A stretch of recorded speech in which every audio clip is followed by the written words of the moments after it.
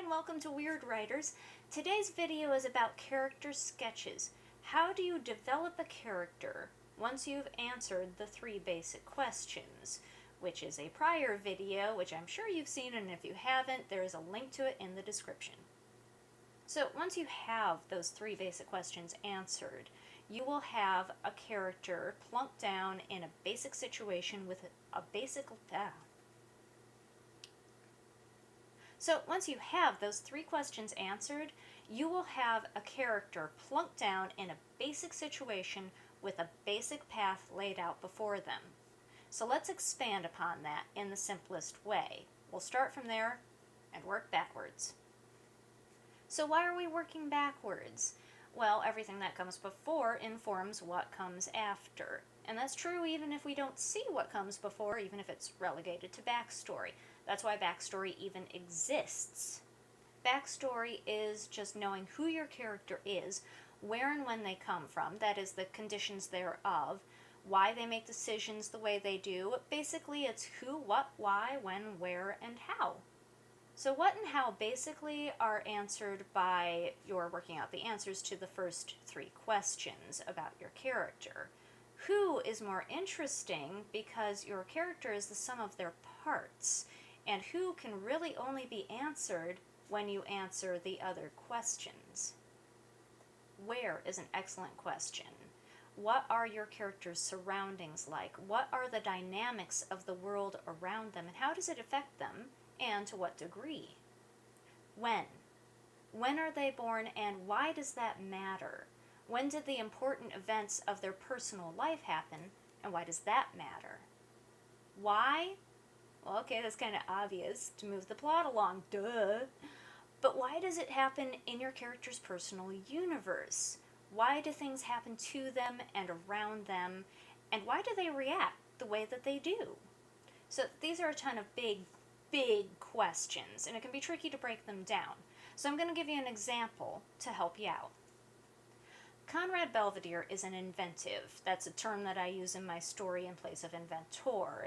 I know it's so different and unusual and, dare I say, inventive. But he's introduced in chapter 2, and he's a major character throughout the rest of the story. So, who is he? Well, due to the manner of his introduction, we know some things about him right off the bat. He's not the best at picking up on social cues. He's kind of a loner. He's particularly gifted at making things, and due to the fact that he keeps this hidden, he may have a certain disregard for the rules, or at least considers social conventions to be for other people. So this is a good start. Now let's back up. It's not very far along in the story, but what was he doing in chapter 1? And was it anything different enough that's going to affect him and his future actions? Conrad being Conrad, the answer is likely no. He's all about his inventions, so he's very likely doing the same thing he is when we come upon him in chapter 2, which is working on his inventions. So let's move on into the backstory area. When is he? Well, this is a steampunk novel set in 1890, so when is a very good time to start. He's going to be contained by the technology of his time and won't be able to deviate from it that much.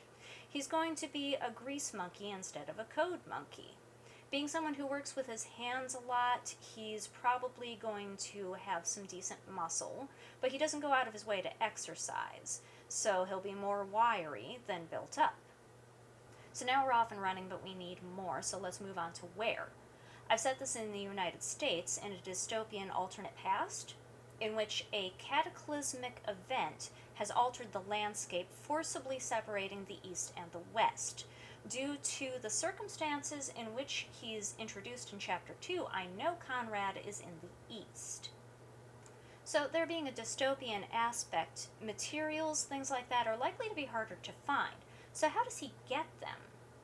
Likely it's either through a black market of some kind, or whatever he can find, scrounging through refuse heaps and such like. Knowing Conrad, it's likely to be a little of both. Although he's not the best socially and has very few contacts, Conrad's introduction comes through his relationship with an airship captain who makes his living off, among other things, smuggling. So there you go, that takes care of that. There's some add to that as well.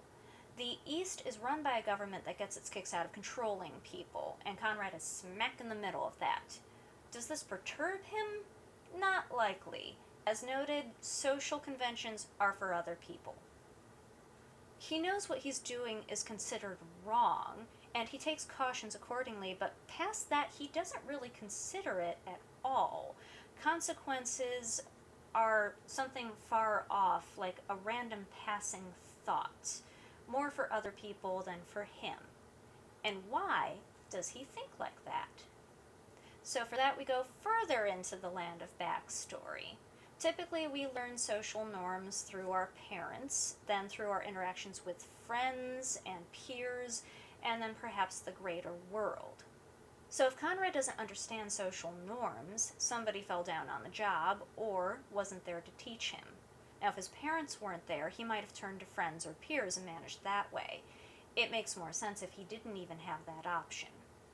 So either his parents were very strict and never really allowed him to have friends, or he just never had the time and ability to form bonds with outside people. I'm going with the second option, since strict parenting seems that he might have more of a regard for rules in general. Also, his focus on his invention speaks to finding refuge from something, possibly the outside world, that he doesn't understand. So, long process of questions and answers short. Here's the basic backstory, and hopefully you can see how I arrived at it. Conrad's mother came from money. Conrad's father was a wastrel. When Conrad's grandfather, his mother's father, found out, he whisked Conrad's mother away and covered the whole thing up. Conrad spent a great deal of his early life believing that his mother was in fact his elder sister. So his grandfather never had any real affinity toward the boy, and his commanding presence caused the rest of the family to follow his lead and largely ignore Conrad. His mother loved him, but she was not allowed to see him very much. She was married off to somebody else, and then she died when Conrad was 12, leaving him quite alone. With his last obligatory tether severed, the grandfather basically kicked the boy out, apprenticing him off to the nearest master as soon as was possible. Conrad proved to have a keen mind and learned all about the business a little too quickly, soon surpassing the master. The master had no affection for the boy either and apprenticed him off to someone else, whence the cycle began again. So finally, Conrad was of an age to set up his own viable, if not completely legal, business. Business is a strong word. He takes commissions when and where he can get them. So these commissions, he doesn't particularly care if they're legal or moral. He doesn't have a particular understanding of this. There's also something in him that longs for love, but he doesn't even know how to acknowledge this. I hope this has given you something to think about, and again, that you see how I got there. If not, don't worry, this is just one method of the character building process. Don't forget to give us a like and join in the conversation. How do you build characters? Subscribe if you haven't, and click that bell icon to stay updated on all our latest videos. I'll see you next time, and until then, stay weird.